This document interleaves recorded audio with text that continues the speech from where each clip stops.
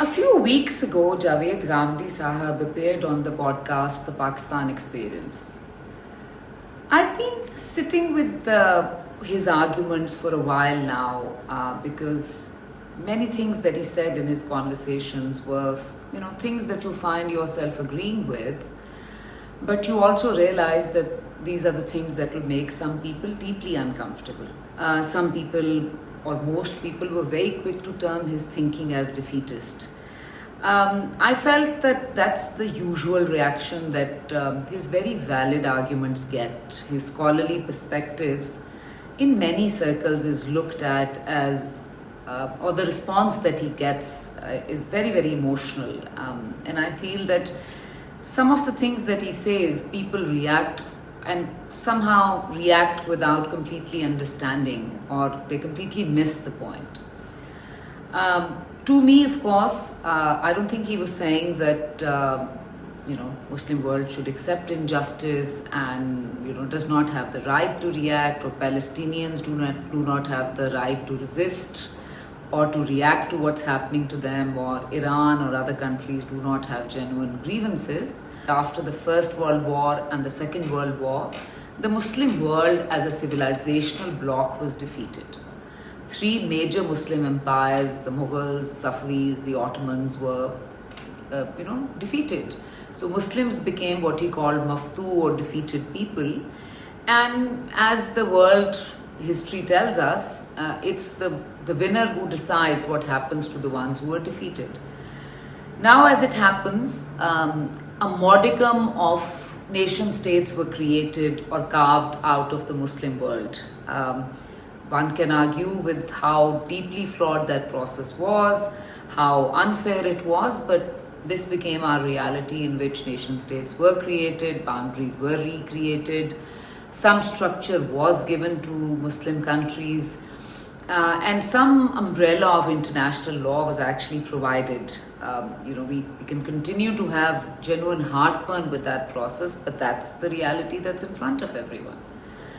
And his argument is that that's the reality that the Muslim world had to base its strategy on.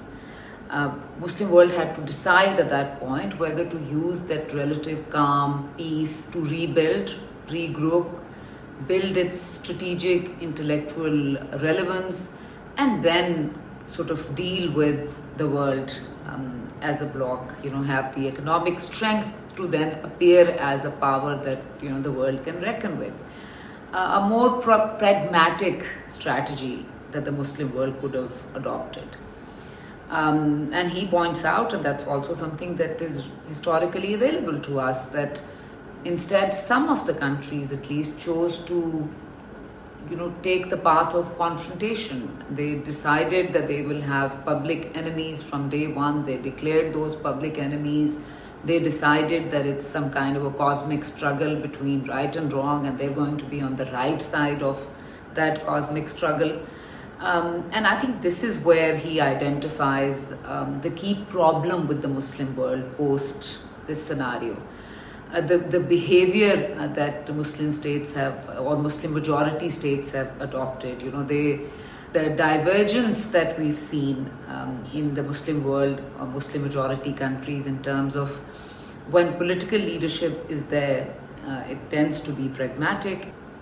Religious states then cannot contain themselves to geographical boundaries, and he pointed out that when a Sunni religious government comes in a country, they automatically move towards Khilafat, and a Shia states move towards Imamat. And there's evidence to prove his analysis. He pointed out as well, we can see that as well, Taliban in Afghanistan, their Islamic Emirate, did not just hurt them, it hurt every country to which they exported that ideology. And these are essentially Muslim countries that they exported their ideology to. Afghanistan is still hurting, the people are still hurting over there, and now countries like us, of course, we've played a part in that, are also hurting.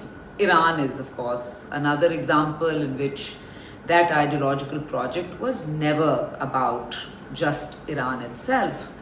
And that's, I think, the key argument that he's making, that the pragmatism that the Muslim world had to adopt as a strategy that pragmatism, wherever it has been absent, the world is really seeing the result of that. I think Pakistan's example in this scenario is a very interesting example as well.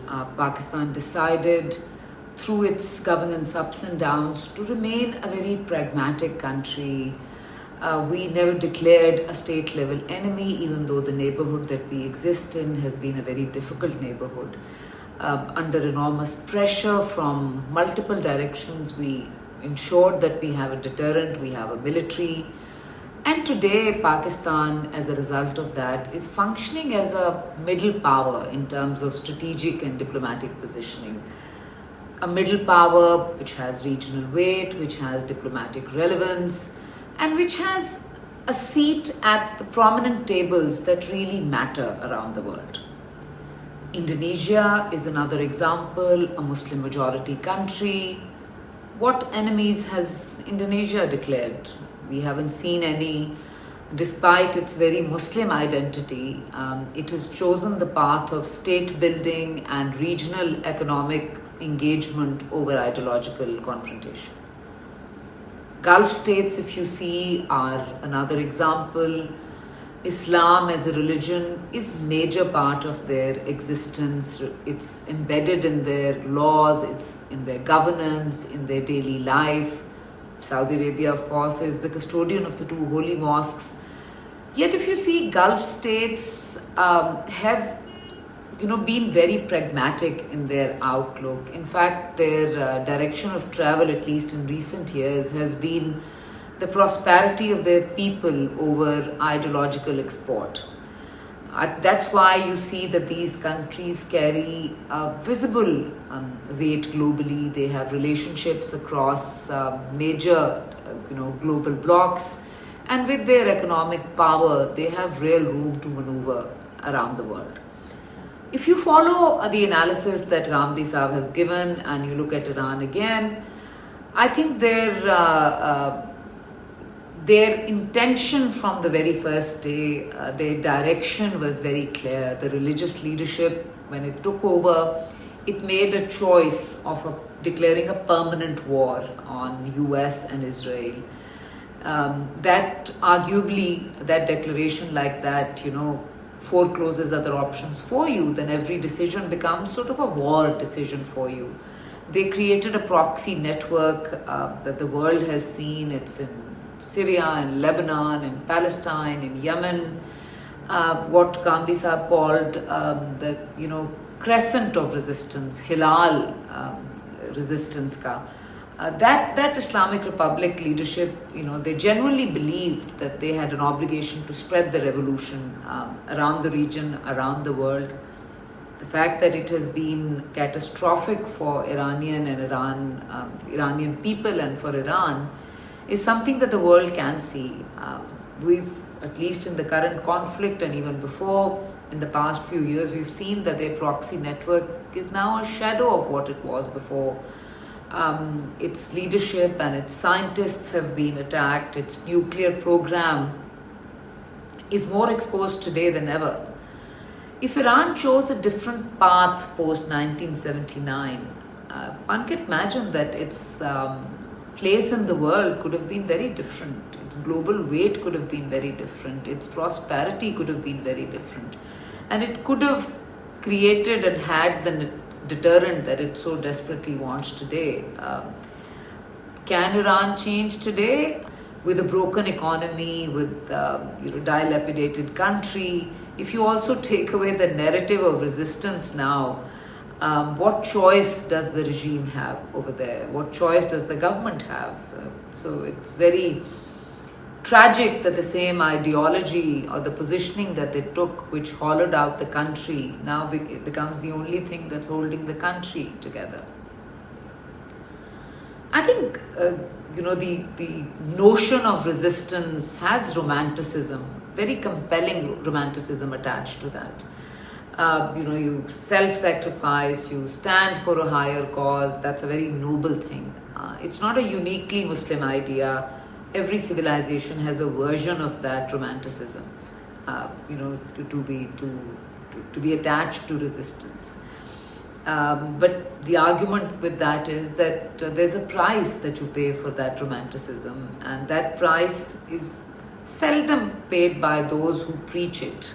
It's paid by other people. That's today paid by Palestine, by Gaza, by Iranian people, by Pakistan's own youth, which was given a project to hold guns in their hand and fight in conflicts which were not there.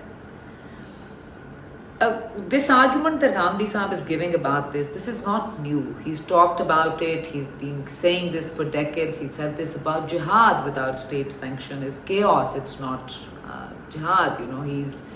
He didn't agree with so much of Maududi Sahib's ideology about political version of Islam. He's criticized the political project in which we've utilized youth for an end that does not really help the country. He's very consistent in his argument that you have to be very mindful of the path that you choose.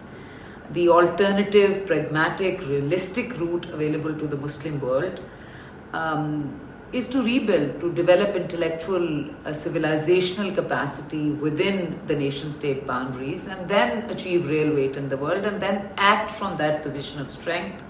I don't find that defeatist at all. Of the few rational opinions I read on Ghamidi Sahib's analysis, one was very simple and logical. It was on X, and I'd like to share that with you. Somebody wrote that people are emotionally attracted to Islamic resistance and they feel they have joined the cause by mere verbal support. But in reality, they adhere to the same pragmatism Ghamidi Sahib is advocating. So that's my take. I hope you find resonance with that. Do like and subscribe to Context with AasiyaRiaz.